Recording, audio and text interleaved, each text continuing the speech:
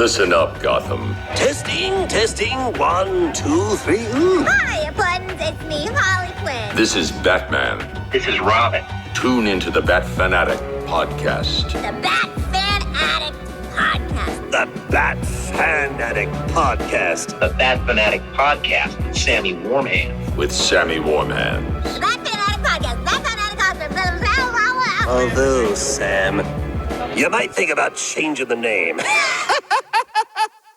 Hey everybody, it's the Dark Knight of Rap, Sammy Warm Hands, and this is the Bat Fanatic Podcast. That's right, we are finally kicking off Season 4 proper with my new co-hosts, Dunk and Gramps.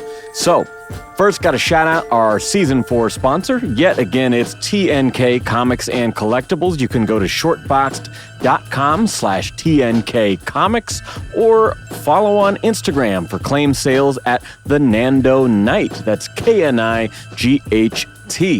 Now, we've got a full roster planned for Season 4. We are going to kick off with a tie-in to the 2022 Batman film by Matt Reeves and Robert Pattinson. This is Paul Dano's Riddler Year 1. All right, here we are. It's the season premiere. Season 4.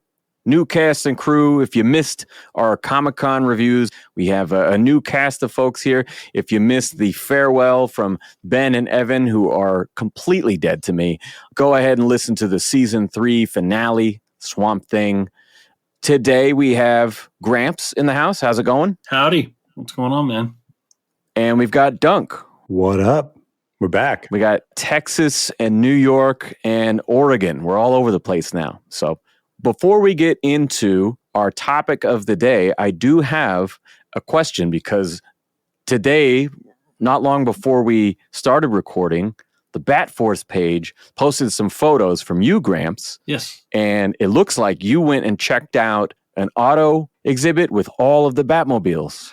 Yes, it was the O'Reilly's Autorama Dallas car show. And I mean, they had 5 replica Batmobiles, the 66, 89, Batman Forever, the Tumbler from Batman Begins, and then the BVS Batmobile, the Batfleck Batmobile. Were they screen used or replicas or what? They were just deal? replicas, but the 66 was made by the same manufacturer that made the original 66 Batmobile. Oh, cool. Yeah. Yeah, they looked amazing. I thought it was funny. They had little cardboard cutouts of the actors next to them and stuff. Yeah, I wanted to take a photo with Yvonne Craig and Anne Hathaway, but they kind of restrict how close you can get to the exhibit. Well, yeah, even when I went to the Warner Brothers tour last year, they had the Pattinson Batmobile, and we got to be close to it, walk all around it. It's cool. And then when we got to the Burton section, they had the Burton Batmobile, and it was all velvet roped, like you could only look at the front of it. And so when I was at MegaCon, we had a photo booth there with like a replica, and I finally got to actually walk around it and look inside of it. Right. And it's way cooler, even if it's not the real thing, to really see close up. Yeah, I went to the Warner Brothers exhibit too, and maybe they had the same ones on display, but I remember what's cool about the 89 Batmobile is they had like 3 different versions. They had the one that would, drive down the road, and then they had kind of a stunt one, and then they had one that was for close-ups. And I think the one they had there was the stunt one, because when I got there, the person who was, leading the tour was like, "Oh yeah, we just got this back. It was on the set of Batgirl." I'm like, "Holy fuck!" Really? Oh, cool. Yeah. That was before it was canceled. I was like, "Oh my god, this is awesome! Now, I get to see the one we're going to see on the movie." And what's really cool about the Warner Brothers lot, it's really built like a small city. And there are streets and avenues and buildings, and you walk around, or we were actually on kind of a little shuttle, and they were driving us around, and you see this, and they call it Main Street USA. And they've used this on so many TV shows and movies, and you're like, oh yeah, but all they are is literally a facade. If you walk through the door, there's nothing in there. What's interesting, though, is that like we walked inside the Adventures of Lois and Clark Daily Planet building, and like we went by the City Hall from Batman Returns. And so like you could still kind of recognize these places, even though they've been redone over and over and over. They still have kind of the bones of it. And they have one section that they call New York, which they use for like Friends, but they also designed it for Batman. For Seinfeld, right? I don't know. Because I thought they Seinfeld. built them their own street for Seinfeld. I know that they used it for Friends, but they also used it a lot for Batman Returns. But they wouldn't take us around to that because it was actually being filmed. They were using it to film that day. So I was like, ugh. But like you said, you saw the City Hall, and I think there was another building that was there that they used in 89. Well, 89 was done at Pinewood, though. Pinewood. In London, so yeah. Now, these Batmobiles were not screen used. They were replicas. They were in really good condition. Probably the Tumbler was the one that, I mean, it looked like it could have actually been used in the movie. It was... I mean, it's enormous. Like massive. I've got to see a couple in person, but I imagine that one is just like knock you over. Even fucking huge. Yeah, even the Affleck one it's probably the biggest of the 5. It's really? So big. I mean, because it's so wide. Right. That makes sense. Just thinking of my smaller ones that I have on display. Now, I did see the actual screen used ones of Tumblr and the Affleck one at South by Southwest at the same exhibit. Oh, where, the one you were telling us about. Yeah, Uncle Frank was at that. You know, the infamous photo was taken at. Yes, but, which is on our last episode, the MegaCon. If you want to see an epic photo fail. Yeah, but these were really cool. They were in really good condition. Anytime there's a Batmobile, I'm there. I want to see it, and it was really cool. Yeah, that's awesome. Sod, Saddle Up, The Dark Knight of Dallas was there. Got to take my goddaughter. My friends Levi and Lauren took their new baby, Lily, and she's my goddaughter, and she had like a little Batman hat and cape on, so they're bringing her up right, and it was fun to. It's only one way. Yeah, starting her off. The indoctrination begins. Yes. So it was fun. All right, so I want to jump into back to our old shit. This is what we are best at, what we're here for, and that is to talk about these stories that we love. So this episode, this season premiere is The Riddler Year 1. Came out last year, I believe. It was written by Paul Dano, art by Stevan Subic, and lettered by Clayton Cowles. Now, what's interesting right off the bat is, first of all, it's just an art by credit. This kind of feels like one of those singular visions that a Black Label story can have when it's all like, you know, one guy writes and draws in everything, you know, like the fact that this is pencils, inks, colors, and even sometimes the lettering, like all of the crazy journal entries and hand scratchy scrawled shit, that's Stevan as well. So right away, I was kind of taken aback just by that. What was your guys' first impression? Had either of you read this before? No.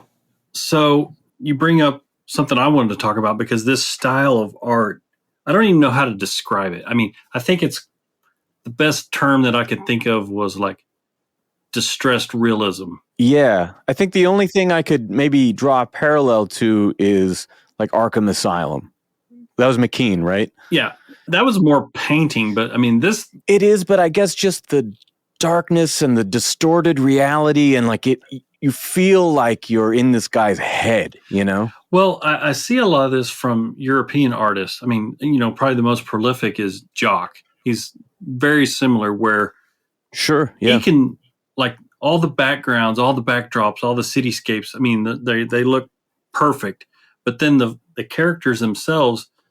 He doesn't draw them or wants to draw them as just like Jim Lee, David Finch, Fabic, you know, realism.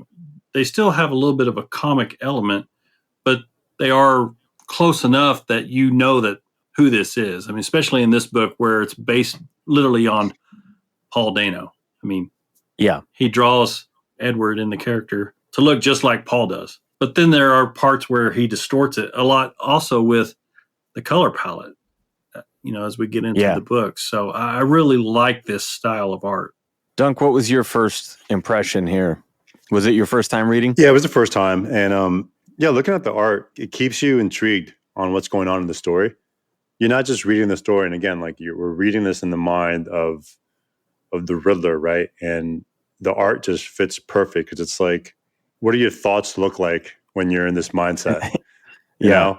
Wow. From beginning to end, even like the one part where it just feels like a bunch of journal entries and he's all over the place, issue 5. And it's like, how do I read this? Like, oh my God, I gotta turn this book around. And I know. And it's spin like, the thing around. Where is he at mentally right now? And it's like, it's part of the art just fits perfect with the storyline where it's like, you want to be in this person's head and they're a little bit all over the place. And I was like, all right, I'm in. One sitting, read the whole thing. And a little background here. So Paul Dano has spoken on this, that sort of his process as an actor, that by the time he comes to set, he's written his own backstory for the character. That's just part of how he justifies their decisions in the script and how he can empathize with their journey, especially in a villain like this. And so he was discussing this with Matt Reeves on set, and Matt says, wow, that sounds like a comic. And he's like, yeah, that's kind of what I'm drawing from. It's what I'm thinking too. And he says, the next day, Matt came back to set and says, hey, I told DC about your origin story. They think you should make it into a comic as well. And so not only do we have Batman the Imposter from the co-writer, Mattson Tomlin, but now we also have one of the actors with his own original process sharing that with us. So this is a pretty unique thing, and the second of probably several spin-offs, because I know we're also going to have that Penguin HBO series and things that are just building this universe. Well, and also this is even what's crazier and more impressive. Like you said, you gave Paul's method for building his own backstory, and they liked it so much that they gave him the offer to do it as a comic. This is a 6-part story. That's a long run, because think about it in comics. Most comics, a story arc is 3 to 4 issues at most. It's a lot of work and planning to extend that to 5 and 6 issues.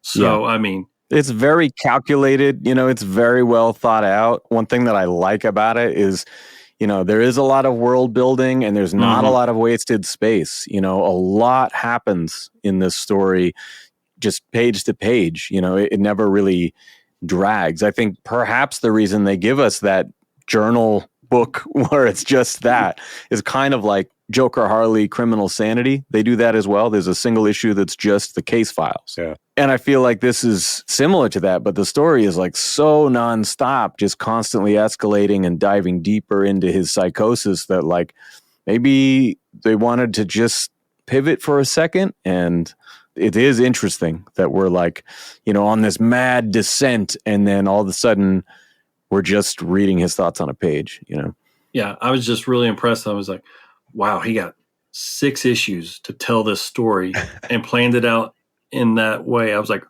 that's huge. That's really huge. It's fucking everything ties in to the film. Everything. That's the amazing part. It's insane.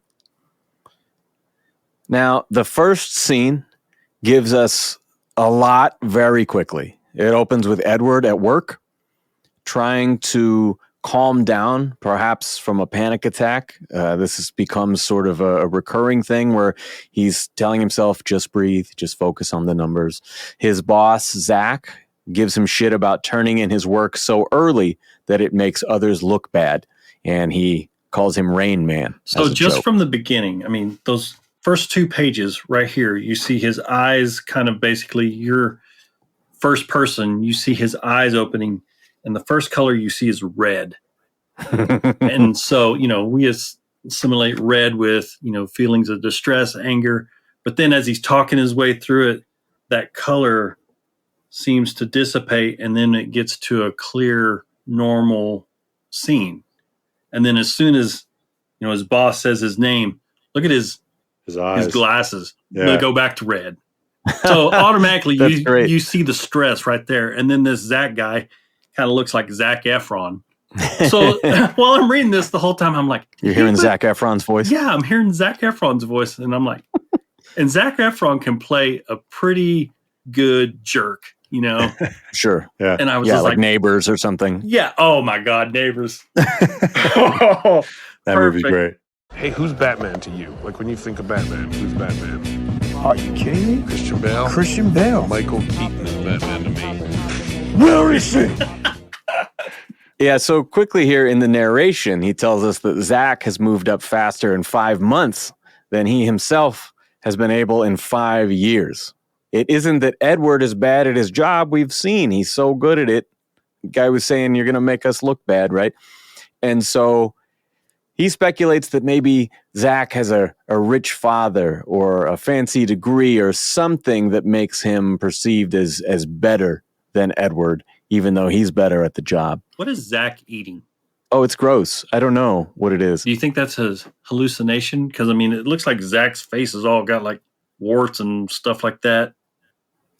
Yeah, I mean, right away, you're kind of questioning what's real and what's perception, Yeah. you know? Yeah, right out of the gate, these first 3 pages give us a disgruntled, anxious employee who has problems with authority, problems with wealth and class. And again, a lot is communicated by saying very little. Very much so. Yeah. I call this scene right here Monday. Yeah. On the way home, Edward is disgusted by the city around him. And at first, you see the crime like any other Batman story, but then he focuses on the happy people and his hatred intensifies, saying, how can some people have it so easy when it's so hard for me? He fantasizes about throwing himself in front of the subway train, but calms himself again, this time with a crossword puzzle. We're already getting this pattern that numbers and word games are his sanctuary. Yeah. And again, you know, Subich uses the color palette to kind of, like what Dave was saying, is get into the emotions and feelings of Edward, because it changes and it starts going more towards red, and he looks at that guy sitting across from him that changes into like some kind of monster. Yeah, I love just the way that he's looking at these people that are smiling and hugging and holding hands, and it's just like pure blind hatred. And I don't know if you've ever been in a really bad place, but I have, and it makes me think of like that episode of The Sopranos. I think it was called The Happy Wanderer. I see some guy walking down the street, you know, with a clear head. You know the type. He's always fucking whistling, like the happy fucking wanderer.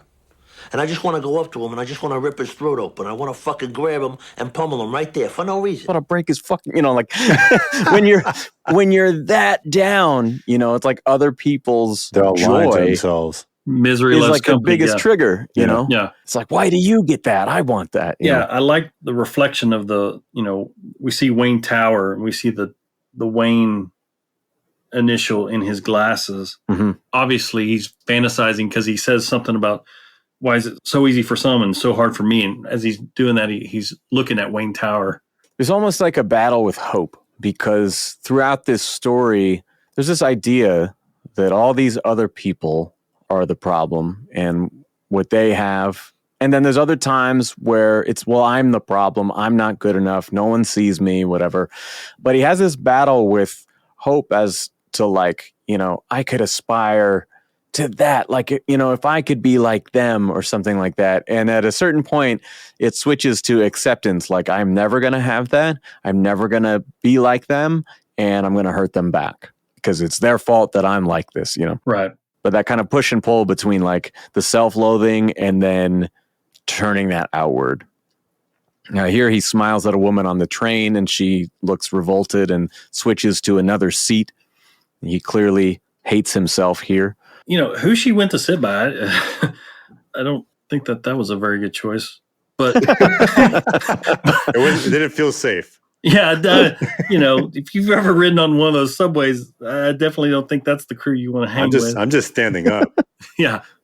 Yeah, there you go. And then on the next page, you see him looking out the window Well, he's just kind of sitting there by himself, and all the heads and eyes are on him. It feels like everyone hates him. Which in reality, no one gives a fuck. You know, no one's paying attention. No. And then the title page here looks like it's torn from his journal. It says, "I am enough," about 100 times. And then scribbled over the top of it, really big, it says, "No, you're not."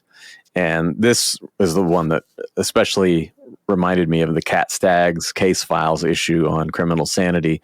I posted a photo of that last night, and Stevan reposted it on his stories. I'm like, yes. Nice. Next, Edward is at home. He calms his nerves with some online games and riddles before going to the one place I can be myself, he says, nigma.org. And it looks like any kind of forum you've seen, Reddit, 4chan. People are anonymously posting. And there's a post about a vigilante called the Batman. And Edward is glad that someone's taking matters into their own hands. Someone's doing something about this. The next day at work, Zach takes credit for his work. And then he asks Edward to find discrepancies in a criminal case. And he takes credit for that as well. Zach repeatedly makes promises that all his work is going to be rewarded. He'll say things like, you know, if you could actually just talk to people, you would have replaced our computers by now, you know, and he keeps saying, like, we're going to move up. This is going to be the thing. We're going to be climbing up the ladder after this. And all of his actions are contrary to these promises. He's clearly just using him and taking the credit. After work, Edward actually witnesses the Batman save a prostitute from being assaulted, or perhaps worse. And in Frank Miller fashion, he says, "I'm going to press on your windpipe for 5 seconds, and you're going to pass out." I love it. I love it. Well, I love the fact that, was it Edward that was actually counting? Yeah. He hears him. He's like, okay, I'm going to count, 5, you know, because 4, he loves 3. numbers. He loves yes, numbers. That's true. Yeah. 5, 4, 3, 2, shut the door. And even, you know, going back to his work, he sees that pattern. He sees, oh, all these add up to the 10,000. And he's like, draws a question mark. What is significant? Yeah. How do these random things add up to 10,000 on multiple filings? Which, if you're new to the show, we are a full spoiler show, by the way. It's a direct tie-in to D.A. Coulson in the film.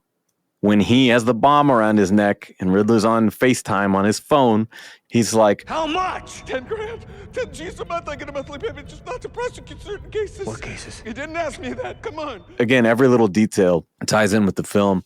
I just want to rewind real quick to Edward seeing the Batman in person. He goes home and he gets on Nigma, the website, and he posts about it. I actually saw him.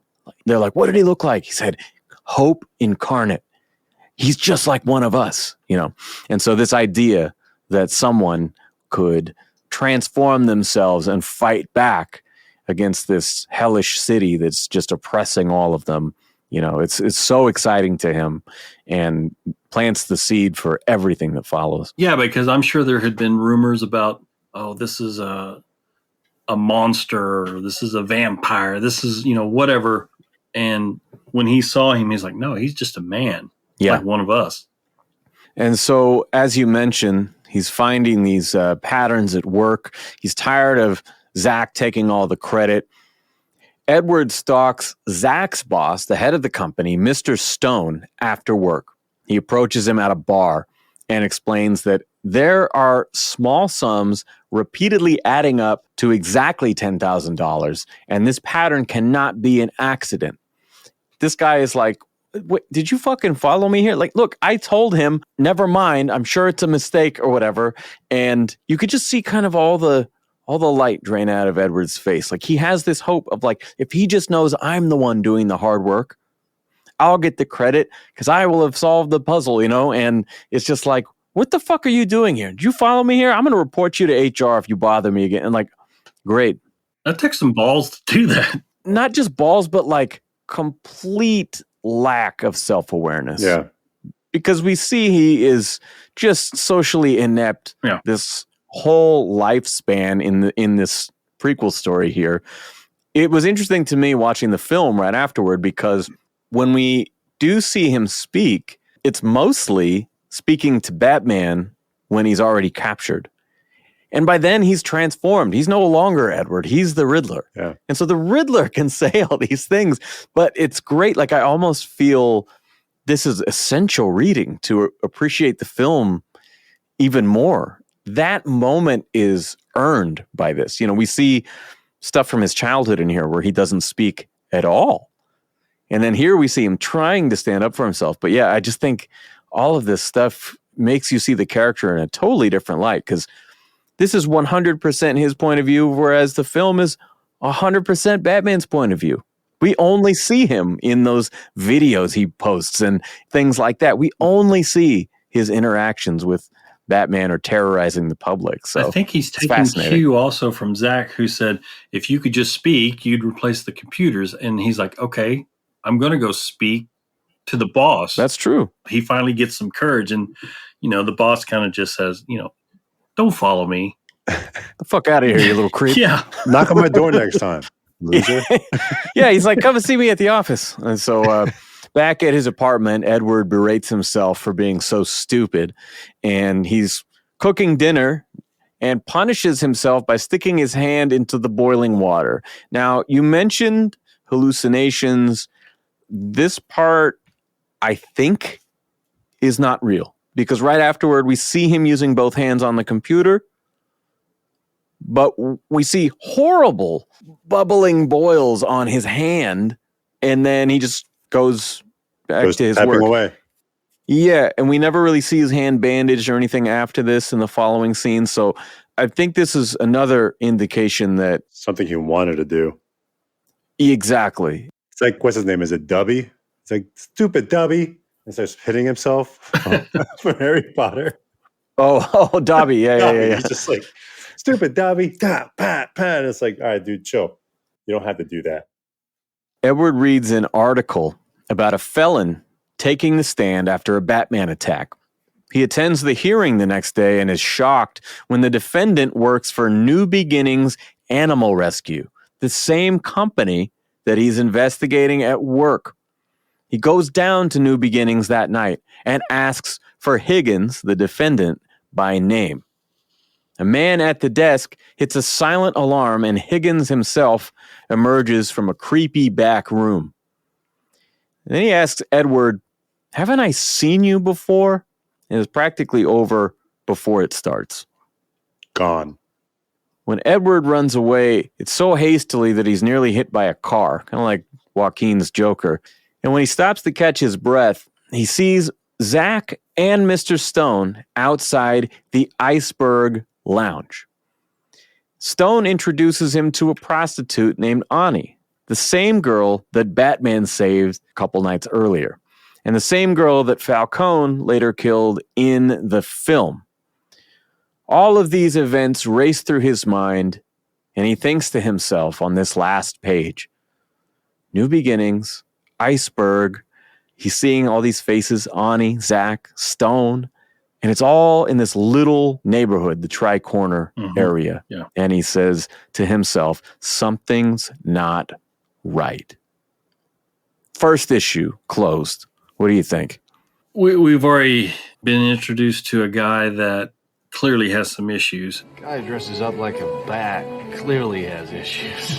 And, you know, as we get more into the story, we'll see why and where it takes him. But you mentioned how Dano got the approval to make the book based on the movie and stuff like that. And I was going to save this for the very end, but part of me wishes this was the movie. I want this movie too. I was watching the film and thinking, God, I kind of wish they would make this series instead. Yes, because, took the words right out of my mouth, guys. In the Batman movie review that you guys did, you talked about how the audience didn't realize that they were seeing a lot of exposition, origins and all this stuff. And it's almost like this would have helped that movie so much. And how do you fit this into a 3-hour film? Because I think if that movie was a Riddler story, that would be one thing, but it was a Gotham corruption story. Yeah. And that's why you have Riddler and Penguin and Falcone and Selina being tied into all of it. And so, I get why they couldn't do that, but God, this is... They could. It's just, I always said, like, it'd be great before a movie like this if you do have prequels and like you actually have prequels of like everyone else who's not the main character. Mm-hmm. And it's like, oh, here's a series we're going to have of 6 episodes, and every episode is going to be a different breakdown of the character that we're going to produce in this movie, and then release the movie. And then it's like, holy shit, we got we know everyone's backstory. Everything makes more sense. And I feel like if you're then you'd be a little more fully invested. I mean, that's kind of the Marvel model of, it's the reverse Wu-Tang, where they dropped 36 Chambers and then everyone got their spin-off solo albums. It's the reverse Wu-Tang. But even if they do this, like, I think, if this would have came out before the movie, you read this going into the movie, you'd be losing your mind right now, like we are. Well, and The Imposter did come out like only a month before the film. Like the 3rd issue came out right before the movie came out. And so they did kind of do that. They set up Bruce's psyche a bit and did a really good job with it, focusing on the Leslie Tompkins character and their interactions and stuff. But yeah, dude, this was just incredible. And it's a happy accident. It was never the intention, it was just something that Paul came up with while he was working up to going on set. Now, you did hold up your book there for a moment. I want to point out that we're all reading 3 different versions because I've got the floppies here and you guys have 2 different hardcovers. Yeah. Yeah. Yeah. Yeah. Not happy about it. Well, yours has that cool Jock issue 6 variant. I really like that. Do they both have it? Oh, they do. Yeah, they both have it. Yeah, I'm losing in this one. Okay, Sam. So what's really cool is, for anyone that doesn't have it, it shows the final form, I guess, of Riddler. He's there in his mask, and then you see some Batman ears in red, kind of almost like a silhouette behind him, showing the tie-in between the 2 characters. Yeah. That's kind of a spoiler for the rest of the book, but that's an amazing image. I'm glad you point that out because it's something that is part of the film. Right. But all of it is kind of just implied. Is that sort of show don't tell rule? They're kind of breaking it. Like it's in the Arkham scene, the interrogation scene, He's talking about Bruce Wayne, the orphan, and he's lamenting his upbringing not being anything like the privileged Bruce Wayne orphan that everyone feels so bad for, But man, after watching this again, like I feel like I just get that guy so much more and how he is a perfect opposite of Batman. Yeah. His ultimate disappointment at the end of like, no, this is not how this was supposed to go. Makes more sense to me now. Yeah. It does. Like it made sense to me at the time. I loved that scene and how it played out, but it's so much deeper. Yeah. You see all these times he was overlooked and disappointed, and he finally finds his purpose here, and he's going to do this, and he's tired of taking shit, and, and it's inspired by this guy, this vigilante guy, and I'm going to be like him, and I'm going to use him as the blueprint. That's how I'm going to get noticed. That's how I'm going to expose the corruption. And so when Batman finally shows up, it's like, what are you talking about? You're fucking crazy. You're a murderer. He's like, what? And there was one thing in watching the movie again today that I wish that they had added a little bit. There's all those copycats, right? Edward's already locked up. Riddler's already committed, and they're the snipers, up there. I wish that when Batman showed up and started kicking the shit out of them, there would have been some kind of like, what the fuck? I thought he was with us, because it seemed like they were all kind of on that same page of like, oh yeah, we're going to follow in his footsteps, Right. And we're kind of getting ahead of the book a little bit, but you're right. Oh yeah. Say it again. Sorry. But yeah, this totally makes the movie. I can watch the movie now and feel a little bit more of the connection that he was trying to establish. Because like you said, when he gives himself up and Batman's like, you're a murderer and all this stuff. And he's like, what do you mean we? What do I have to do with this? Exactly. That was the confusing part when I first watched the movie. I was like, okay, I see what Riddler's trying to do, but I need a little bit more meat, and Batman, he's just as confused as the audience too. He's like, what What's going on here? We got all the meat right here. Yeah, this is the movie. This should have been the movie right here. The movie should have been Riddler, not the Batman. I'm not going to say it should have been one or the other. I'm saying I would love to get this version as well, because I think having not watched it in a year, I realized I think it was last March that I watched it, so it'd been a while. I wonder if Reeves was like, "Fuck," he's like, "Oh fuck, that's good. That's good. I should have the hour of this. Should have used that." Yeah, yeah. He's like, "Man, if we weren't already over runtime, we'd squeeze some of that in here." You know? Yeah. So book 2 opens with a daydream flashback sequence of Thomas Wayne and young Edward Nashton. He tells Mr. Wayne that he likes puzzles and riddles and numbers, who responds by saying that you've got a bright future and renewal can get you into a special school for math and science and other kids like you. And Edward snaps back to reality when Zach interrupts him and brags about his new promotion. The whole thing is infuriating, and Edward cannot let it go. He stays after everyone leaves the office and sneaks in to Mr. Stone's office. He finds that they also represent Waterfront Industries, a name he recognized from the New Beginnings deposits, those $10,000 anomalies he was finding. But when he checks the Waterfront books, there are no deposits from New Beginnings. He digs through some shredded paper in the trash and finds the name Mr. June that he recognized as the owner of New Beginnings. He then reassembles the shredded documents, takes them home, finds that there's dirty money going in to the renewal fund. This is a direct plot point of the film. Right. Pretty much. Outside of his apartment, Edward wonders if he's hallucinating when a man speaks to him by name and then walks away. Inside, he looks over a decade of his own rejected applications for renewal assistance and decides to start following Mr. June from New Beginnings. It looks like he's doing some kind of secret handoffs around town, and Edward wonders why a business owner of 2 different companies would be hanging out in the projects.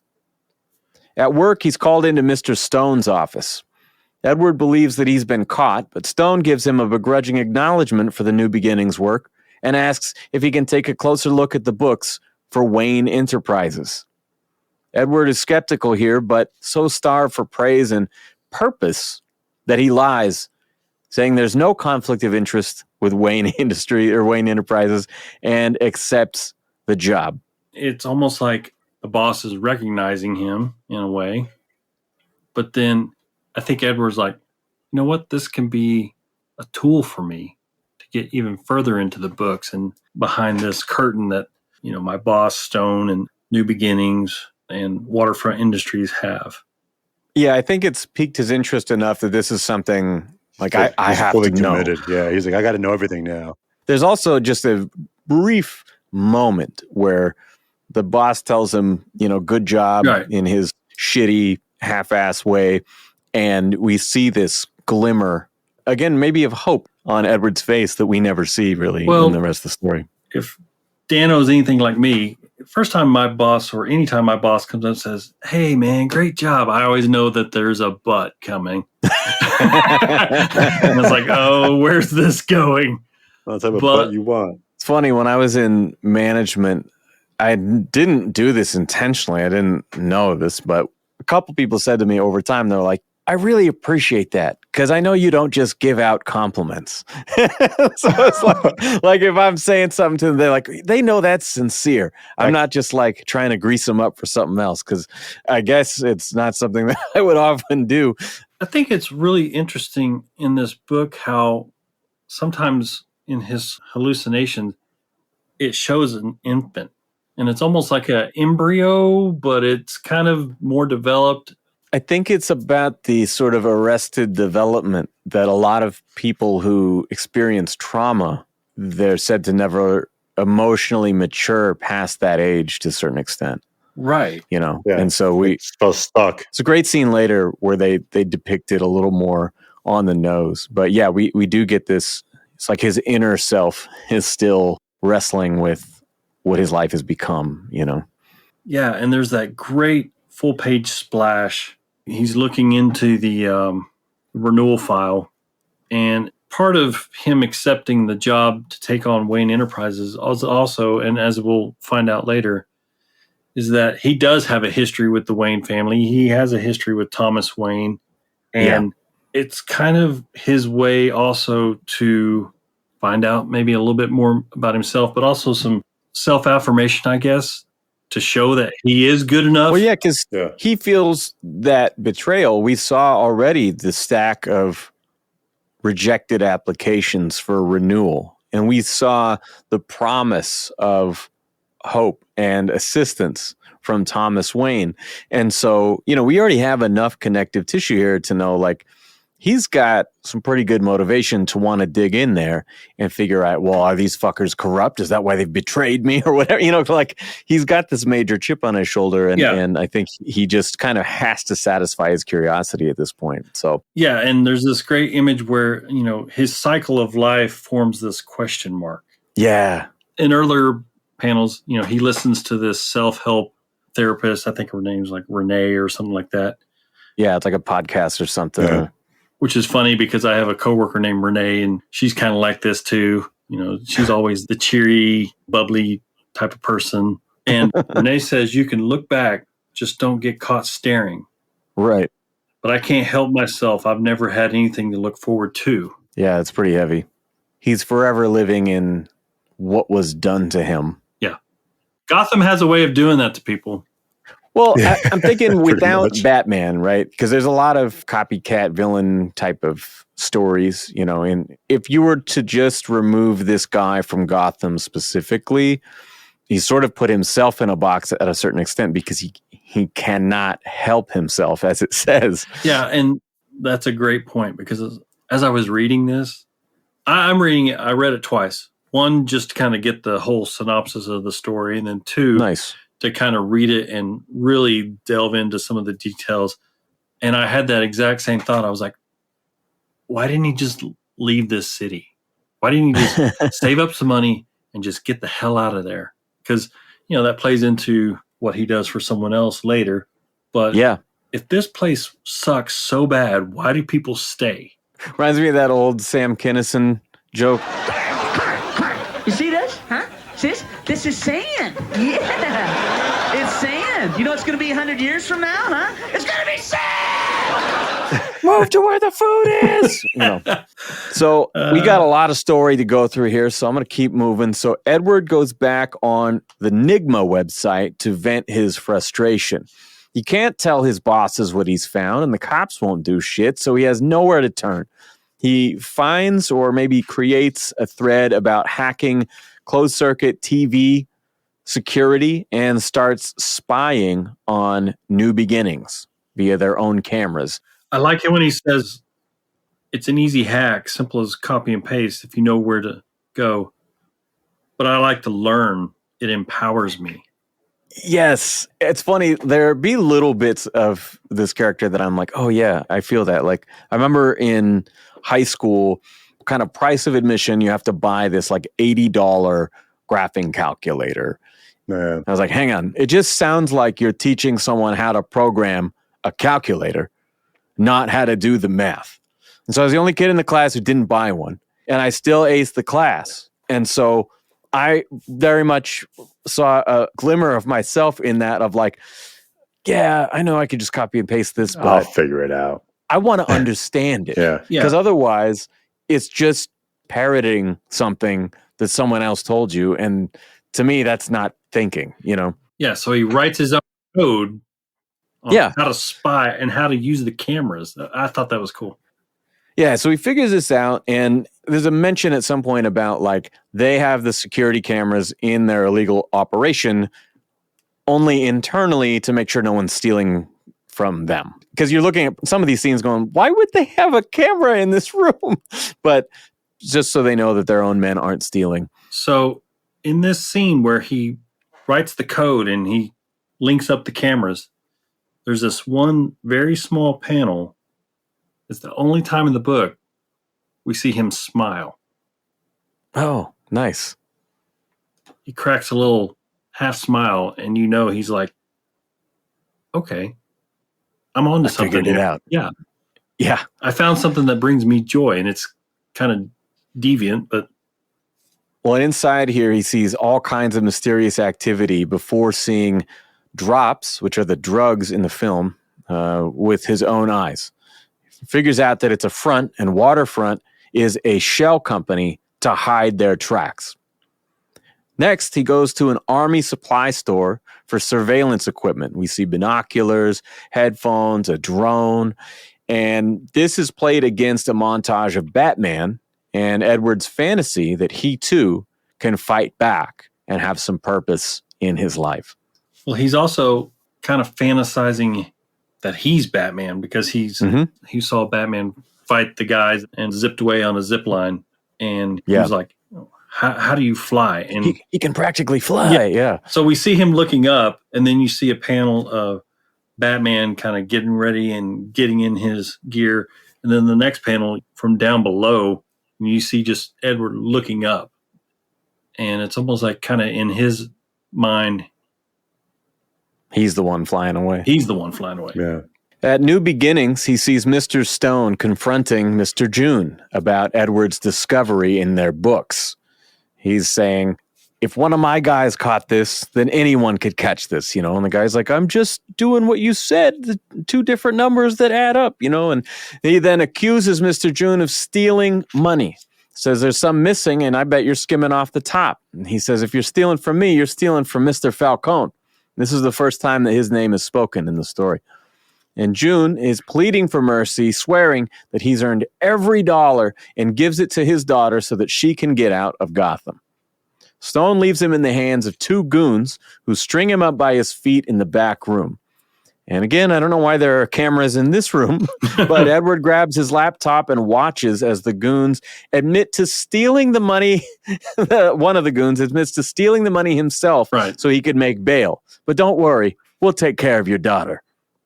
Yeah, that was disturbing. Pretty messed up right there.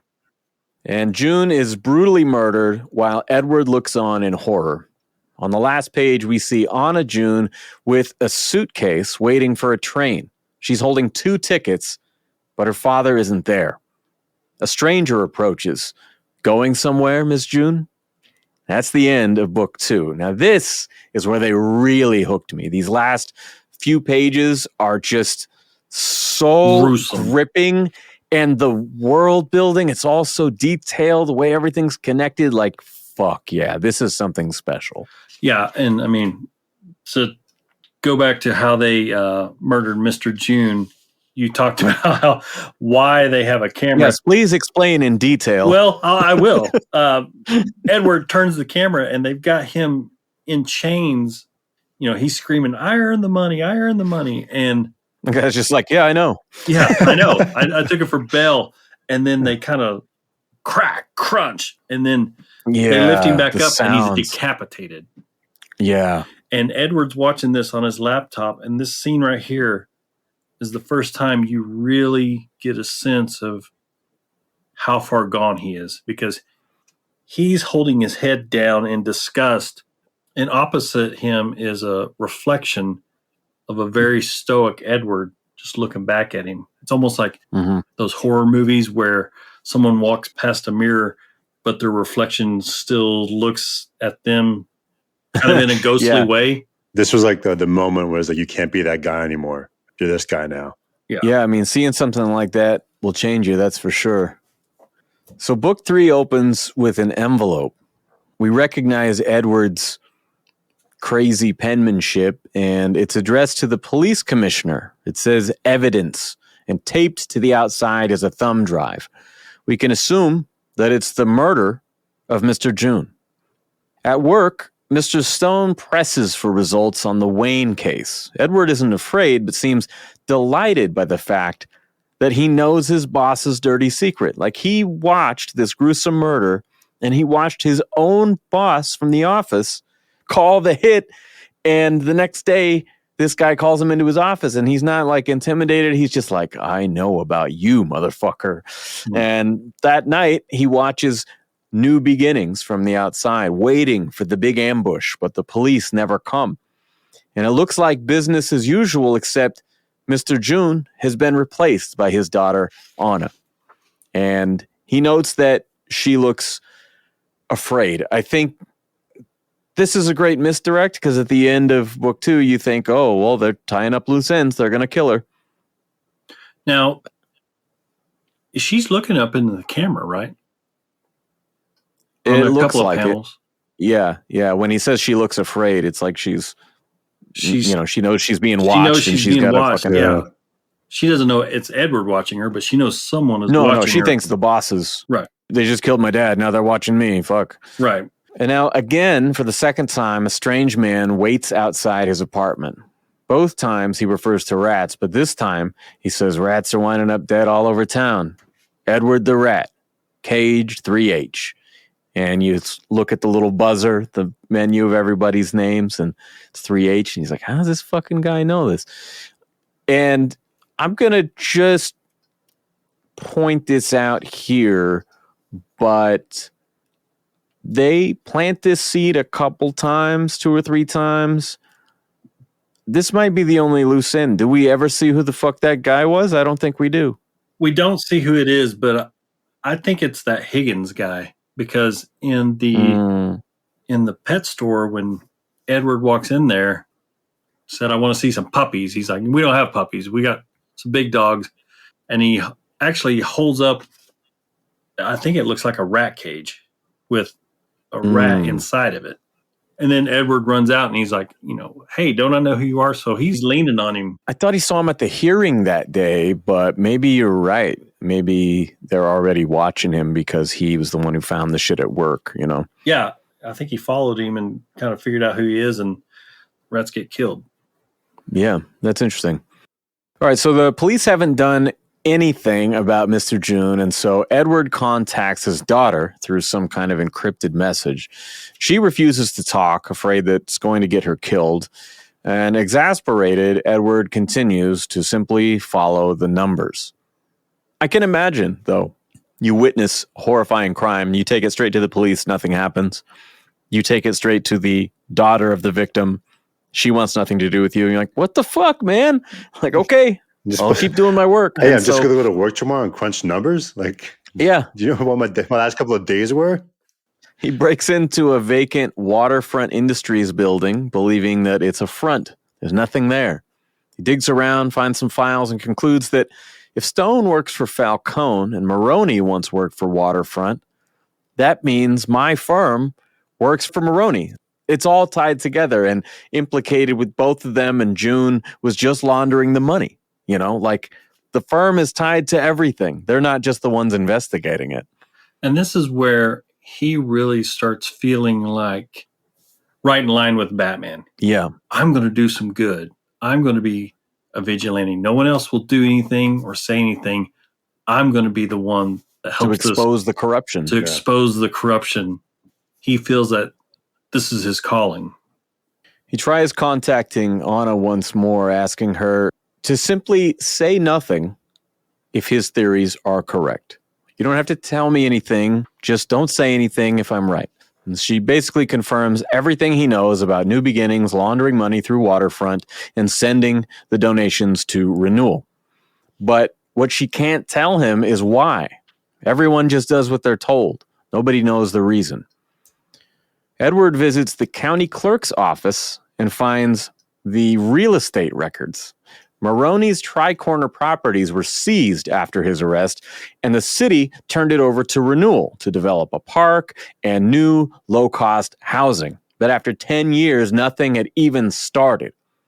He lies to his boss about needing to look further into Bruce Wayne and requests access to their secure files. The problem is, he was looking for a digital access code, I think, of some kind, and come to find out that Gotham's biggest accounting firm doesn't use digitized records. And this is very suspicious, and so he finds a stranger on the Nigma website And with an encrypted chat, they bond over Batman as their code symbol. How can I trust you? Batman symbol. And the stranger gives him directions on how to sneak into Gotham Mountain Security, who houses the files, and take a look for himself. How do you type in a bat symbol? Yeah, in DOS? Yeah, I don't know. Like, what the hell? How do you green screen a bat symbol? That's a good point. There was a part of me that thought maybe this is Batman that he's talking to, in the chat, because he says, I've seen you before, you're good. But then you see also in the conversation where he says, I see, lost my brother to drops. So Batman doesn't have a brother, but he could just be also trying to soften him up for information. But I think there's definitely a moment where he questions if Batman is actually feeding him information. I can't remember if it was this scene I was thinking it as well, but when he goes to Gotham Mountain Security, there's an entire floor just for his firm, and it takes him a week to comb through it. And there's a great overhead panel that shows him sitting among the evidence in a circle, mirroring that shot of Bruce Wayne's investigation in the film. Like he's in Wayne Manor, Alfred is in the hospital, and he's spray painting the floor and got his notes scattered around. And I love the parallels visually here. Weeks go by and Edward cannot figure it out. He's been sneaking into that place for weeks.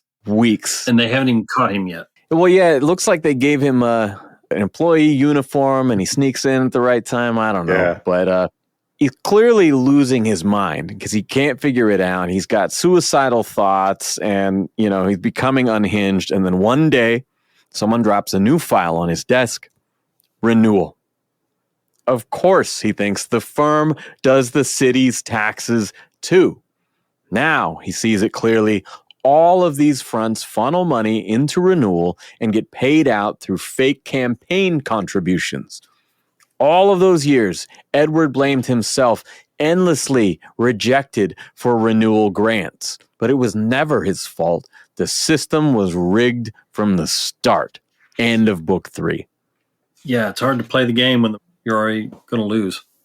Yeah, I like this revelation. I feel like each issue has a great ratchet up the tension real quick and then mic drop. Yeah, get you really excited to read the next. Now, in my book, it kind of ends where he realizes this, and then he writes a note to the Batman for help, and he's planting it over the city. Oh, yeah, he puts it in like a potted plant or something on the fire escape, right? Yeah, and then he's standing on the fire escape, and then you see the bat signal over the city, and he's like going, yes! And then the next page is where he's starting to write his manifest, and yeah. It's interesting in their face-to-face scene in Arkham in the film, what leads up to that, right before Gordon gets the call that Riddler wants to see him or whatever, they're going through the crime scene in Riddler's apartment, and they're looking at all the newspaper clippings and shit on the wall. And Batman's like, I think I'm the next target, like maybe this is the end of the Batman or whatever. And just like completely oblivious that this dude is like his biggest fan. Oh, yeah.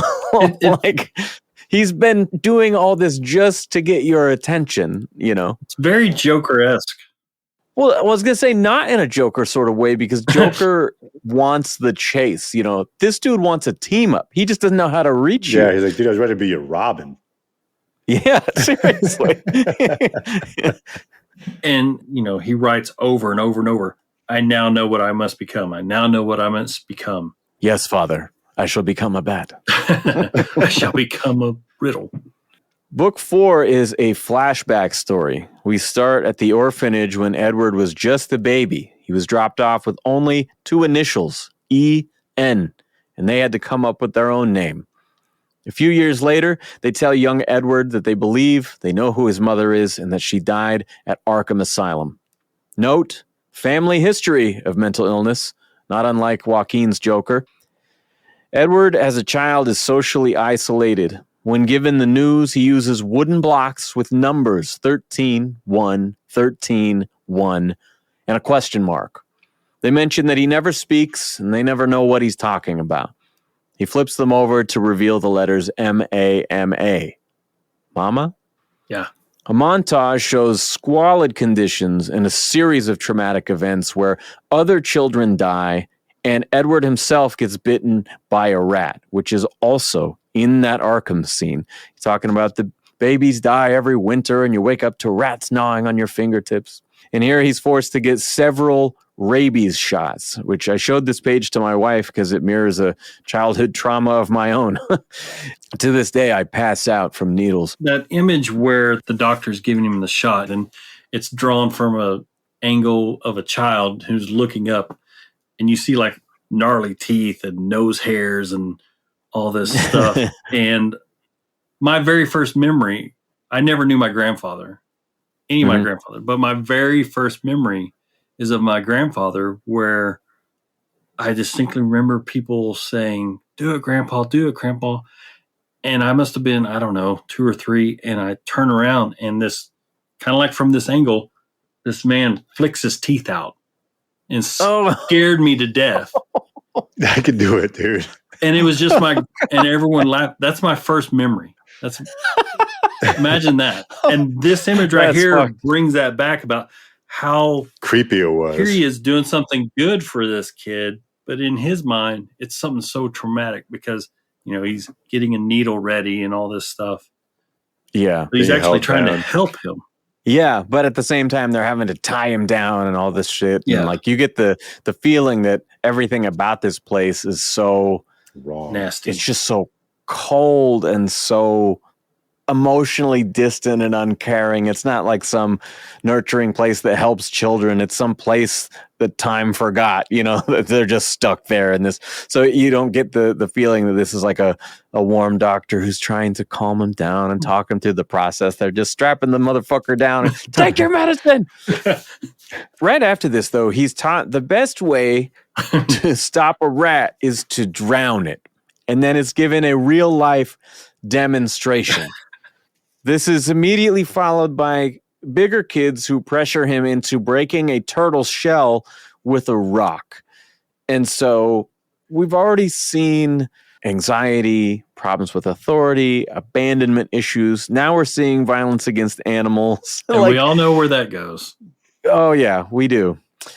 Young Edward was first using science to create things like a reading light for himself so he can read under the covers. And it seems shortly after that, he starts figuring out how to make bombs. Am I reading this right? Did a kid get killed? It kind of looks like he throws something in the back room and the kid goes in there and it blows up in his face. That's kind of the way I read it. Yeah. I don't know if the kid died, but definitely something bad happened. He's kind of being picked on, right? And so he learns how to make this chemical reaction that he's smart enough to get out of the room. But because he's watching from behind the door and he shows the guy, hey, drop this in here, and boom, he knows it's going to explode in his face. Yeah. At one point, the kids see Bruce Wayne outside with his parents and his butler, and they all think he's the luckiest boy in the world. This could be the birth of Edward's resentment for him. Soon after, Thomas Wayne comes to speak at the orphanage and announces his candidacy for mayor, as well as a $1 billion charitable endowment, win or lose, he says, called the Gotham Renewal Fund. Afterward, we see a longer version of the exchange where Thomas promises Edward a bright future, and we see him smile. And what's most interesting is that Edward does not speak the entire issue, and he finally seems to trust Thomas enough to confide that he just wants to go to a special school with other kids like me. Now, is it just me or does Edward look like Ralphie from Christmas Story right there? It's like he's just been given a BB gun, He definitely lights up here, man. Yeah. And the caretaker there from the orphanage looks at him with total disbelief. Like, I can't believe this kid even knows, like, he has motor skills. Like, wait, he talks? He's been here since he was 2 days old. What the fuck, And look at the next panel where he's, Thomas Wayne's talking to him, and just look at the caretaker, how he it's like he's turning into like a zombie. And each panel, it's like grosser and grosser and grosser. It's almost like the contrast of here's a guy who's coming here to save us all from this hellhole. You know, it's like it almost makes everything look worse by comparison. And then just the way he draws Thomas Wayne is just, he's almost like an angel. Yeah. His skin just seems like porcelain. Later, Edward fills out an application for the renewal fund, and a bully not only steals it, but then sets it on fire. The second time, Edward hand delivers the application at Wayne Enterprises. Again, a little kid. Thomas is out of the office, and they escort him back to the orphanage. The clock in the car says 10:47 p.m. Breaking news the next morning on TV, they declared Thomas and Martha Wayne assassinated last night at 10:47 p.m. Soon after, Edward receives a rejection letter. It's made to seem like the corruption begins the moment that Thomas Wayne is no longer in control. Well, one, it's another little kid disappointed by Thomas Wayne. A story or as old as heartbroken time. by Thomas Wayne, let me put that way. But he was so naive and so young to believe that Thomas Wayne was really there to help him. And maybe he was, because, you know, I choose to think of the Wayne family in a very positive view. I hate it when people try to corrupt Thomas Wayne into like a bad politician versus being a Samaritan doctor that tried to help people. Yeah, I think that's the whole point. Yeah, I think that's where Bruce gets his moral compass. And I think that in this story, I think that was, you know, they included that, like, yes, I'm going to run for office, but whether or not I win, I'm going to supersede all channels of government and start this benevolent fund that no one can fuck with. But somebody says, you know, hey, politicians will say whatever they need to get elected and stuff like that. Yeah. But he reads that as a betrayal, but in this case, I believe it's genuine. Yeah, and this is kind of the beginning of where he starts to really lose faith in not just everything, but he's just like, that was my way out. That was my one chance to get out of this, and now it's taken from me. It's not fair. It's not fair. Yeah. And as an abandoned, unwanted child, the rejection really strikes a nerve and sends him spiraling. Here we see a blacked out period of subsequent foster homes, abusive homes. And he, in the margins of one of the pages, he writes a letter seeking emancipation. All the while, even in the wake of the Wayne's murder, Edward is still fixated on Bruce, the boy who has it all. And they touch on this in the film. You know, he's no orphan because he has this butler and the city loves him, and no one cares about forgotten kids like us, you know. And older here in community college, Edward completes his entire textbook the first night after school. And his professor is so impressed that he recommends him to Richard Stone at KTMJ Accounting. And as Edward walks up to the door for the first time, this is what I was mentioning earlier with the inner child. He symbolically leaves his childhood self behind and tries to move on from that upbringing. And this is what's been taunting him throughout the book, why he keeps trying to focus and just breathe and look at the numbers, you know, like, because he's trying not to relive all those horrible traumas. Yeah, you mentioned how, like, he keeps his mind busy, and that's when it's like he's fine. But the moment that he's not keeping his mind busy, that's where he kind of loses himself.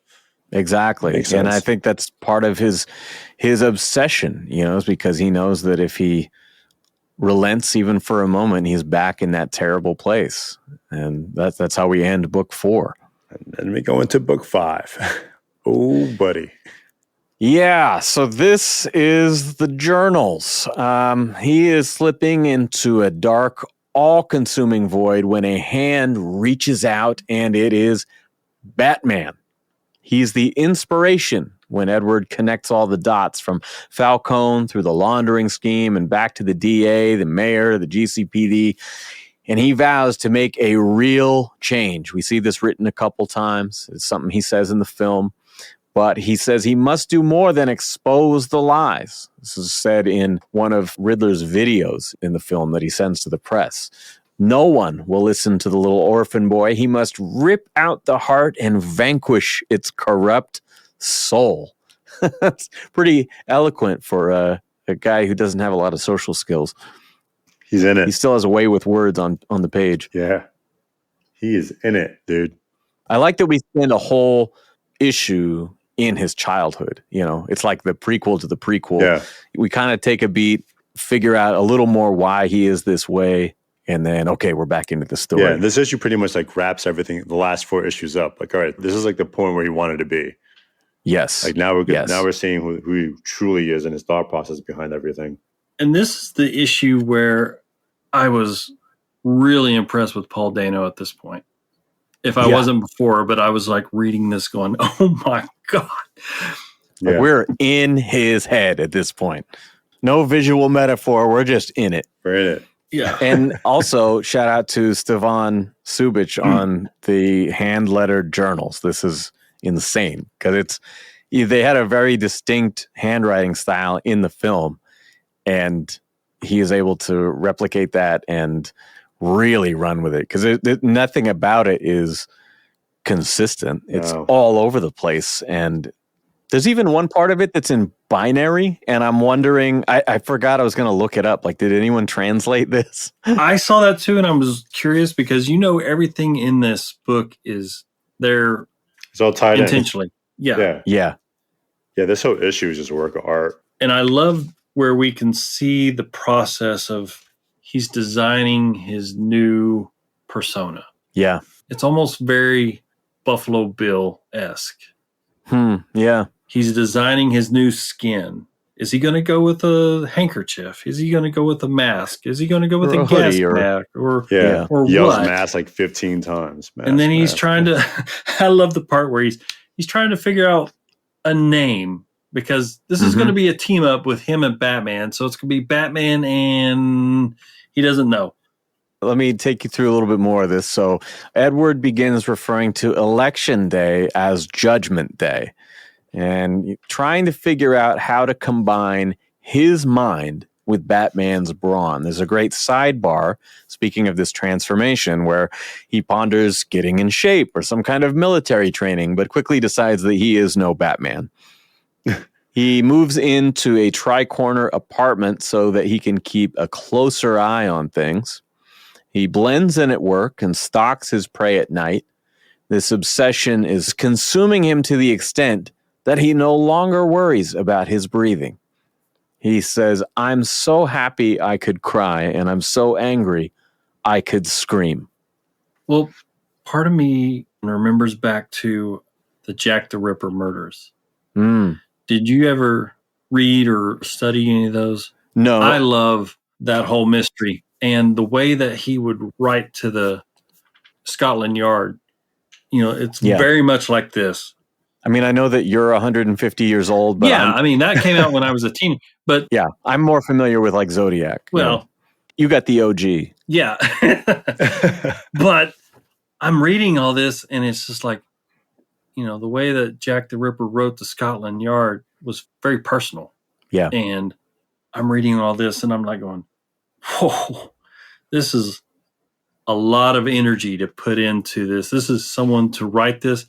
They've got to be seriously motivated and like seriously angry. So much rage is going into this because like to the bone. He talks about being at work and just kind of not letting them see his true side, but underneath he's just ready to explode and then going home. And that's when my real work begins. And he doesn't stop. He sees himself in that form. He even takes Polaroids next to a mannequin as he's designing his new form and his new skin. You compared to Jack the Ripper, and there's an obvious Zodiac comparison, but the way you talk about his being consumed by all of this, I have done some studying into how people get sucked into conspiracy theories, kind of like, how's our culture this fucking stupid? I wanted to know. And so do some reading, listen to some podcasts, whatever. And I found this great book that was called Men Who Hate Women.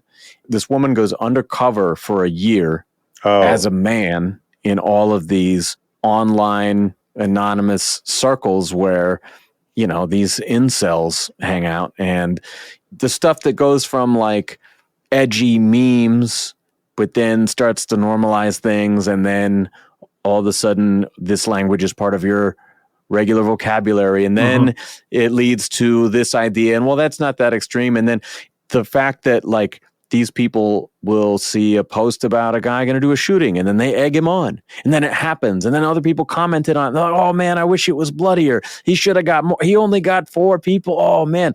And then there'll be another guy who commits a mass shooting and he references that last guy and like, I'm going to do better than this guy. And then they all start using these coded language, referencing each other. And like, this shit is real. Like this online shit is real. And so like when I saw the film, and he is radicalizing other people online, and they show up. I've heard people complain about the third act of this movie. And to me, the third act of this movie is the scariest part, because I think it's the most realistic. It mirrors our times. And so this way that he's possessed by all this, and he just gets through his day and fakes it like, everything's okay. Keep your head down, whatever. When in reality, he is this tormented, fucking violent person. Like that is the realest shit. And that's part of the reason I appreciate what Paul did with this story so much, is that it doesn't make him out to be a super villain. This makes him out to be a real fucking guy. This is how that shit happens. It makes him out to be where he does have ideals. He does have morals. He does have a purpose, and he wants to set right what's been done wrong. It's just, there's a fork in the road, and it kind of shows Bruce Wayne could have easily gone down that road, but he chose a different path because perhaps, Alfred had some influence on that, probably a lot of influence on that. His name, his affluency. The time that he had with his parents too, and that his memory of his parents.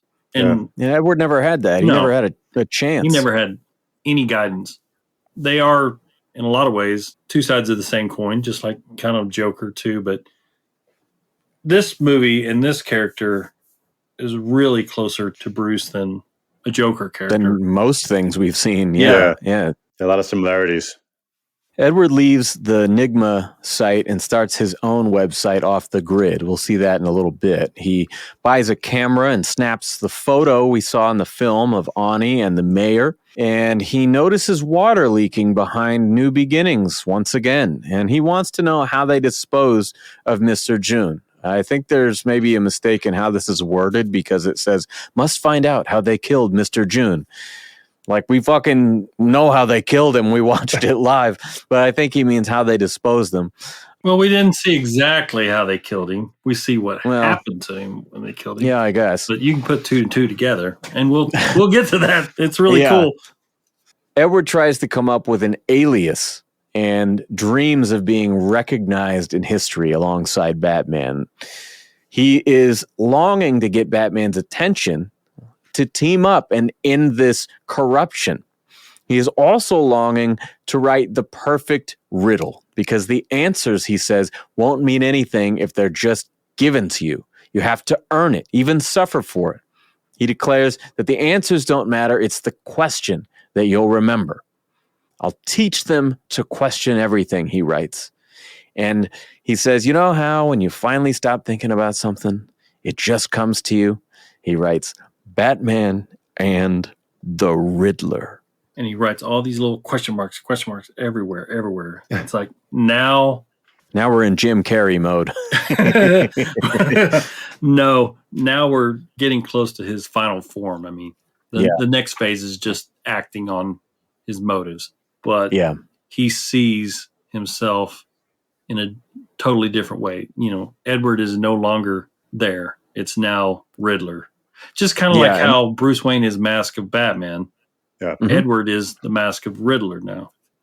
Yeah, and he acknowledges that in the film too, of like, my mask allowed me to be myself completely. No shame, Kind of like Bane. Yeah. You know? No one cared who I was till I put on the mask. As Edward becomes more obsessed with his mission, his thoughts begin to scatter even more into the margins. He's buying a costume, a military-grade weapon. He's discovered a KTMJ cover-up from before the Wayne's murder. He's uncovered a dead banker that had reported suspicious activity in Higgins' New Beginnings account. Like, all these little things are kind of just in the periphery of the pages. He's just jotting all these little notes and putting it together. And, you know, we know that scandal, that cover up from before the Wayne's murder, Martha's parents killing each other and, you know, her getting committed in her young age and all that shit, you know. His new website launches with some unseen gauntlet that the readers must pass in order to reach the page. But he welcomes them, saying, here we can speak freely and all be part of a new beginning. I love that he uses that language. We see him working on the map of his future bombs and a note about Gotham Square Garden, as well as his first riddle in the film, what does a liar do when he's dead? Mm-hmm. Near the end of the book, there is a full-page editorial from the Gotham Times. The author opines that Batman's mere existence indicates that Gotham is a failed state.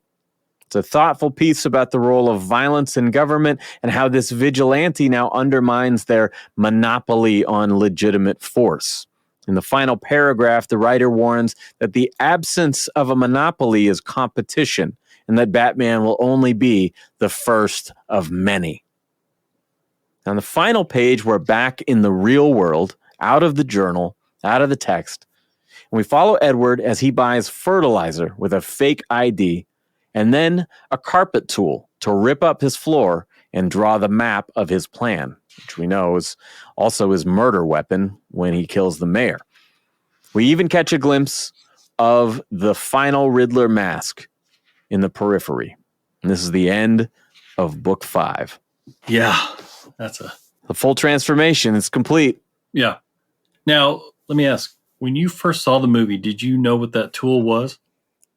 No. Not until that cop said it. Okay. Yeah, that same My here. uncle was a carpenter, but I wasn't really, ever around him on a job or anything. As soon as I saw that scene and him use that, I knew exactly what that was because I had seen some contractors use that on my own floor. We had some carpet ripped up and some new flooring put down. And I recognized that and I was like, oh shit, that's going to play into this movie later. Did you ever guess there was like something hidden in the floor of his apartment, or you were just trying to figure it out? I knew that when they found his lair, something was going to be under the floor. Nice. I knew that much. That's cool.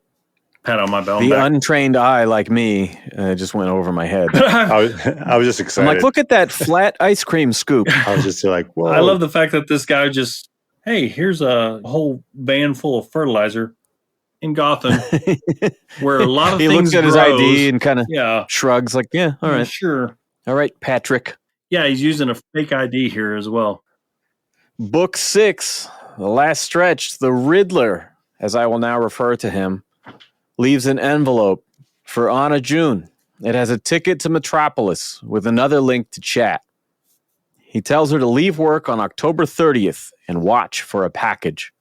Everything will be okay. Okay, I like this fact that we're now, this book is Riddler year 1. And in the very beginning, we don't really know what time of year or season. And it wasn't until I think book 5 when he says election day is going to be Judgment Day. That falls on Halloween. Now I have a countdown of 116 days. So that really kind of helped me see, okay, this is a process, and how long does it take him to plan all this stuff out? Yeah. As Patrick, the name on the fake ID, he tours Arkham Asylum, the place where his mother died. It seems that he's casing the place on the chance that he ends up there. This issue is especially dark. First, with one patient hanging in his cell, we see through the window, and then on his dry run of the master plan. He follows all the major players, See the drugs lead to an overdose, a sexual assault, and a mugging. You know, we're really seeing the consequence, not just these guys doing their shady business, but there's that great 2-page spread where we actually see the person make the handoff, and then he gives to the dealer, and the dealer sells to this person, and that's what happens to that person. We get a good couple pages of Batman stopping that last mugging that I mentioned before entering Riddler's apartment and seeing the real change map on the ground. When Batman unmasks, it's Riddler's face underneath. He wonders, are you just like me? Are you one of us? And did that panel throw you off? At first, I'm like, wait, how the fuck is he in there? Oh, right. Okay, this is another like fantasy, you know, this delusion. And in his delusions, he never considers that Batman is part of the 1% or the object of his jealousy, Bruce Wayne. He's constantly like, you're one of us, right? You're just like me. He needs that validation. Yeah. Anna June gets a package that says, feed in back, leave door unlocked. It's a raw steak with some sedatives mashed into it. We never see the beast, but she tosses the meat into the dark and puts tape over the door latch, safely escapes to Metropolis. If we didn't know what happens next, I'd think maybe he's not all that bad, but we know what he does after, so. The next day is Halloween, or Judgment Day. We see Higgins return to New Beginnings, and he goes in the back to check the flooding. There's a note that says, do you know how Falcone gets rid of his bodies? And a fucking alligator comes down and eats this man. I wasn't ready for that part. Yeah, that was a shock. This could be Croc's origin story. There you go. Yeah. Back at work, Richard Stone gets a call that a neighbor saw bloody water outside New Beginnings, and they found something else inside. At the same time, Stone gets an email from the Riddler that says, what will your family think? It's a recording of Mr. June's murder, followed by 2 options. Click here to send to your family, or click here to send to Falcone. I love that. I love that. Fuck, I was like, man. Oh my God. That was perfect. He really had it out for that fucking guy. And after everyone clocks out and leaves the office, we see a suicide note and glimpse Mr. Stone's body hanging from the ceiling. Riddler got his revenge. Why did he take his shoes off? I don't know. You could understand why Bradley Cooper took off his hat first in Star is Born, but I don't know why you would take the shoes off. Maybe he just wanted to be comfortable, you know? At the apartment, Riddler suits up for the first time, complete with the duct tape and carpet tool. He thinks to himself, tonight, your light will shine for me. Will you answer? See you soon, friend. Still fixated on Batman up until the moment of the first murder in the film. And on the final splash page, we see Riddler in full costume in his apartment. The rifle is mounted in the window that he uses to shoot Falcone later in the film. And one final page is just the question mark logo captioned, shh. If this would have came out ending right before the movie, oh my God. I think a lot of people's reviews would change. Oh my God. Just reading this alone. So good. Perfectly complement to one another. Yeah, really. How long was that movie in post? I bet they could have done it. They probably could have done it. Or like even like you could probably release, if they would have done like a deluxe pack, like give you the book and the movie, so like that before you watch the movie again, you actually read the book. Yeah. I don't know how popular this book is. I feel like I don't see a ton of people talk about it, but man, I really hope that fans of the Batman will check this out because it's really the perfect companion piece, you know, even more so than The Imposter, which, you know, I also loved, but it's just so great to have multiple comics from the various filmmakers. And then we're going to get a spinoff with the Penguin. And like, as much as I just want, like, just give me the sequel. I also do appreciate we're getting all these other little things to hold us over, you know, and to gives some more depth to this version of Gotham. It almost makes me want all the other tie-in stories. It makes me want give a us the Selena Falcone story. Yeah. Give us a Falcone. Mm-hmm. Give us Cobblepot. Gordon. Like, yeah, I want to know that Gordon for sure. I love Jeffrey Wright. that was a solid choice. When I was watching it earlier, I was like, I can't believe people were like, "Oh my God, Gordon's African American," and I'm like, it doesn't even mean anything now. It's so easy to watch. It's like that was controversial. He was spot on, man. Yeah, I loved his casting. Punch me in the face. You should have pulled your punches. Like, I did. Are there any Easter eggs that we didn't talk about? I know we pretty much went through everything. Well, I wanted to go back to the orphanage where all kinds of fun things happen. Yeah. He makes the bomb that blows up in the kid's face. Right. The lead bully says, "What the fuck do you want, freak?" And he's offering the 2 chemicals. Mm-hmm. Then he leaves the room and it blows up in the kid's face. I was like, are we seeing a Joker origin right here? Because if you see that kid's show me, he's got, it looks like a little smile right there. Yeah, I don't know. Because in the Batman, we don't. Well, his face is fucked. We can see a little glimpse, but his face is fucked up.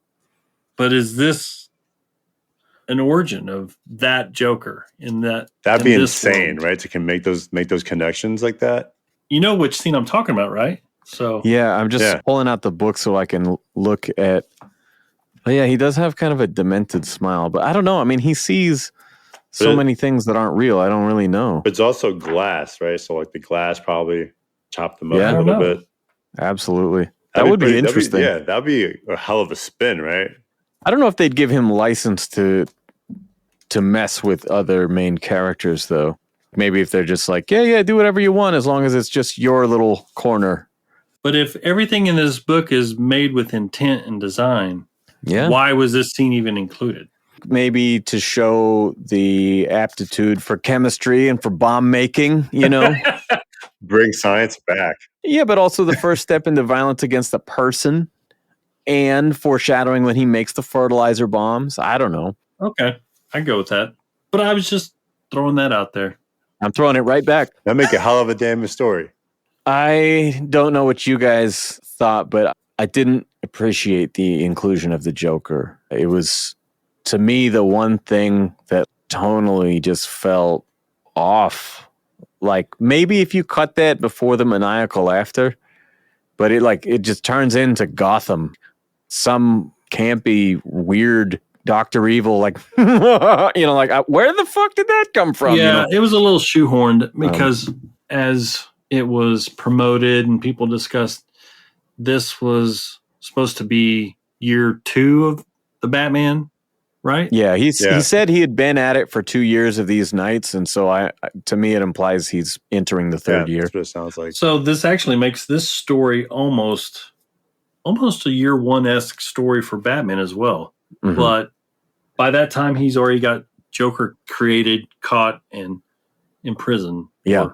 Just seemed a little early. I mean, I'm fine with that. It doesn't bother me timeline-wise. It just tonally, it felt so weird. And I said this on our review, but I feel like when they're doing that epilogue, they're showing the flooded city and they're showing Bella Real step up. They're talking about opportunists, and it shows Penguin overlooking the city, like he's going to take his piece of the pie now that Falcone's out of the way. And they're kind of tying up all the loose ends with the narration. I really felt like they should have just showed Riddler in his cell in that montage, as opposed to giving us a whole other scene there that's tacked on. They just didn't.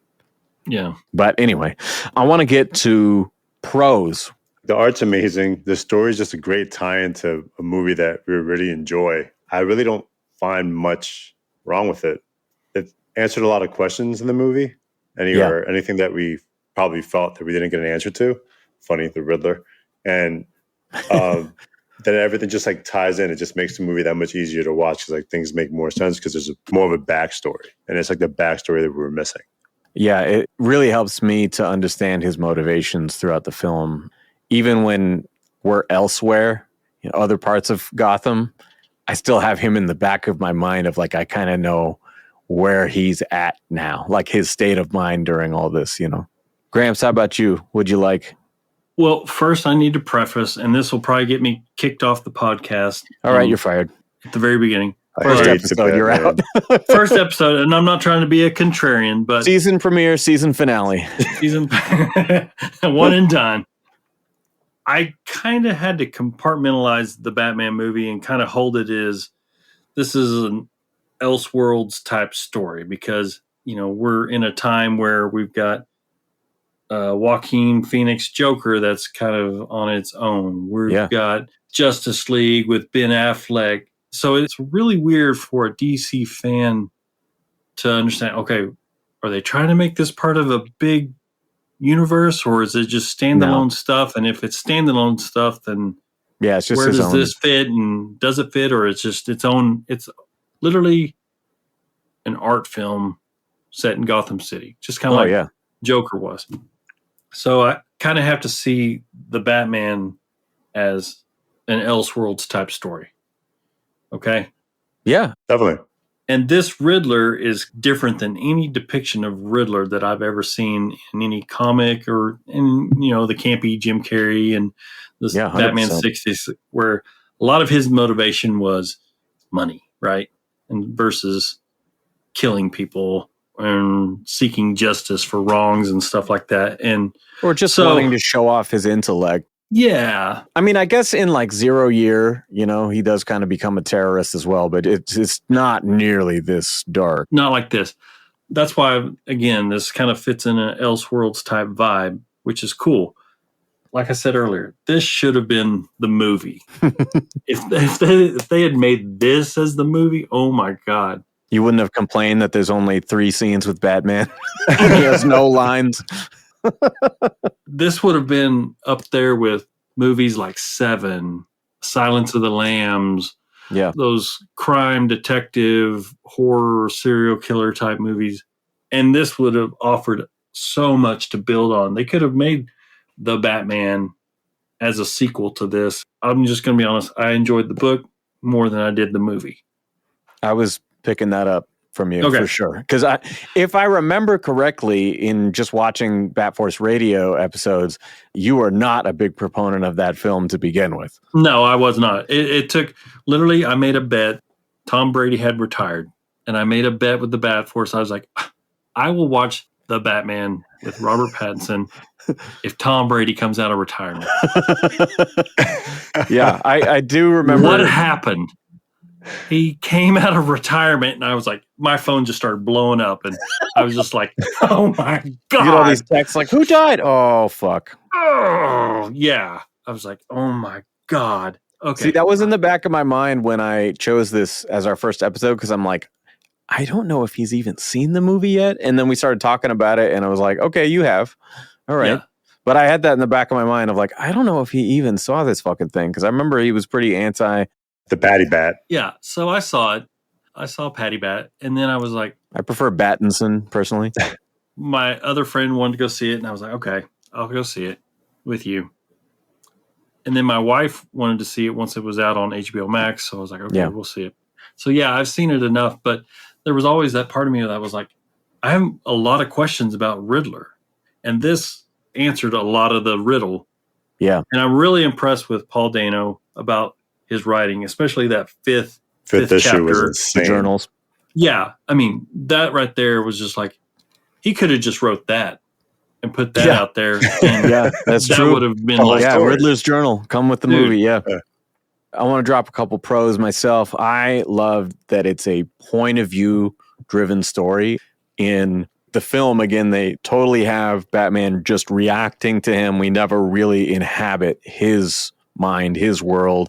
They do such a good job in this of putting us in his shoes, and the way that they develop this world and this neighborhood and how everything is so closely tied together. Like, it makes the plot live and breathe a little bit more, really help personify some of this corruption. And, again, the completely unhinged art style that really lets us follow his psychological decay, over time. Yeah, I can't say enough about the artwork in this book.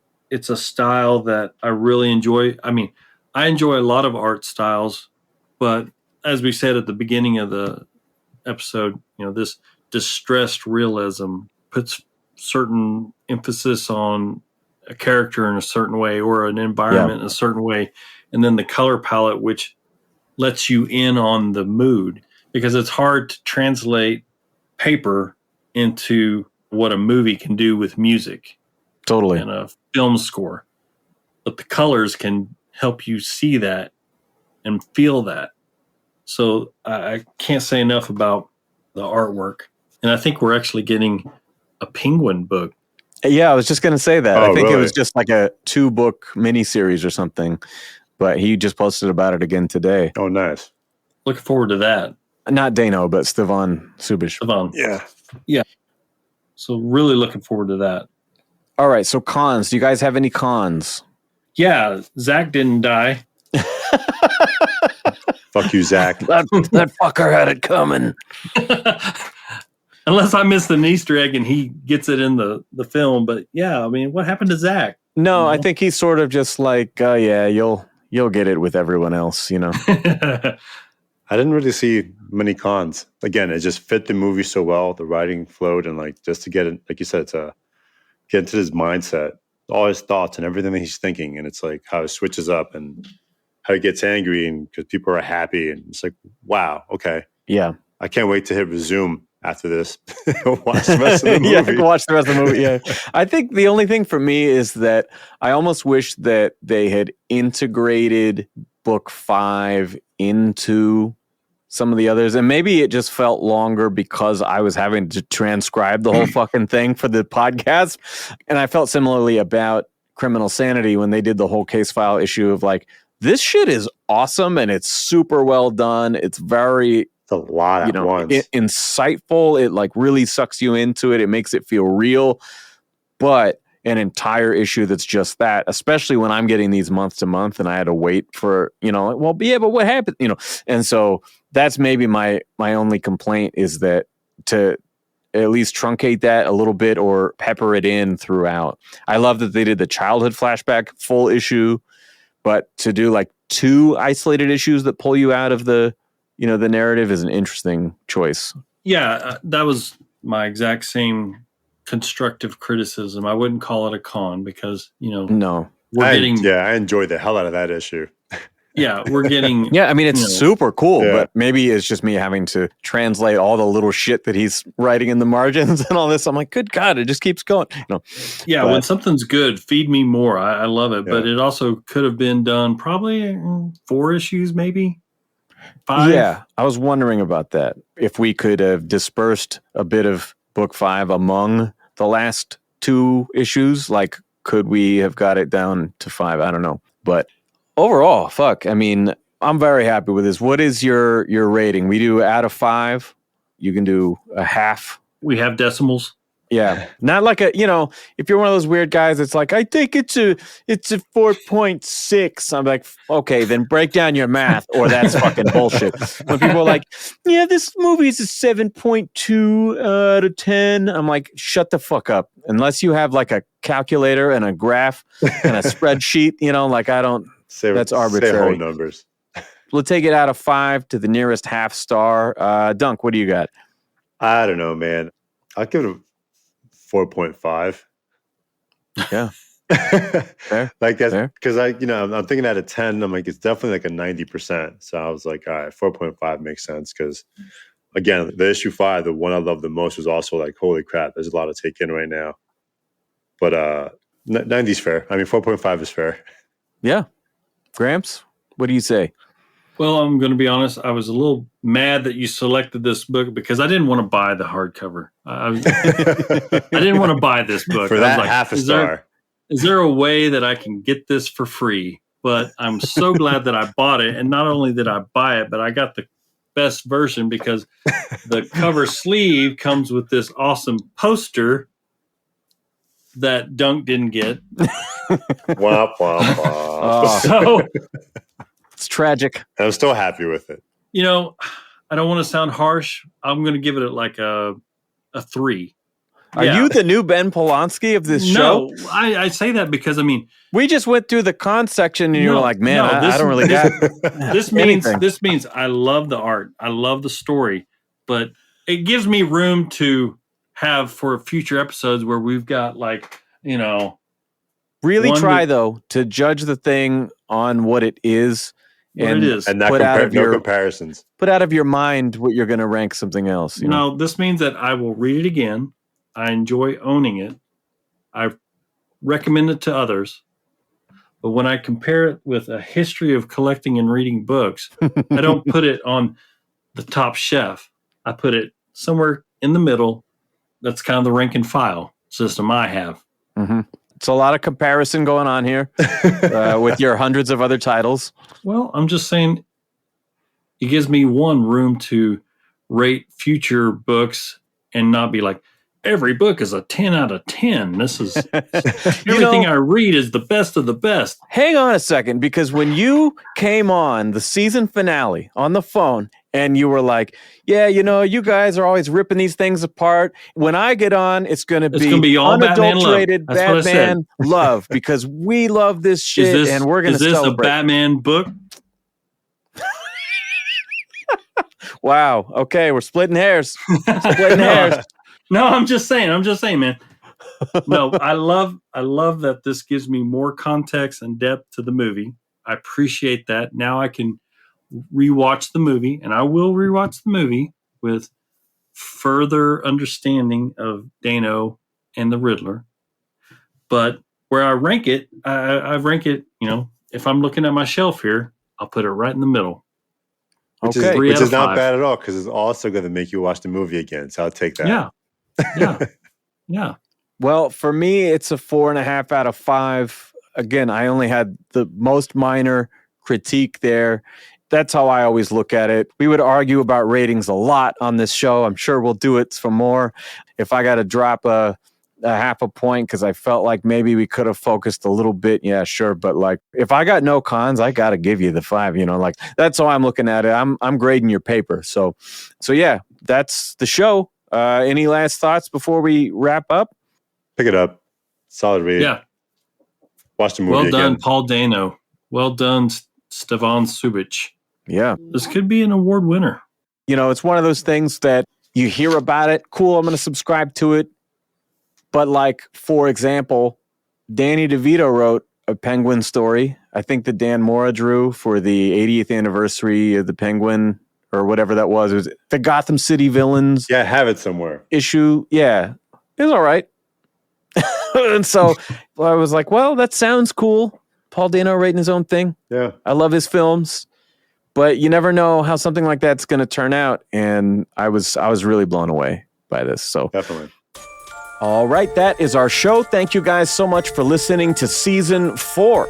We will be back every 2 weeks with new reviews, but we are switching it up just a little bit. Instead of going comic film, we're going to cover the entire box set, Batman One Bad Day. That's a lot more books to cover, so we're going to do comic film this year, so we can do every one shot from all your favorite villains. As always, give us that 5-star rating on your podcast app. Follow on Instagram to see my growing collection. And you can watch our Comic-Con reviews with video now on YouTube. But we will return with more Riddler in Batman One Bad Day. Stay tuned.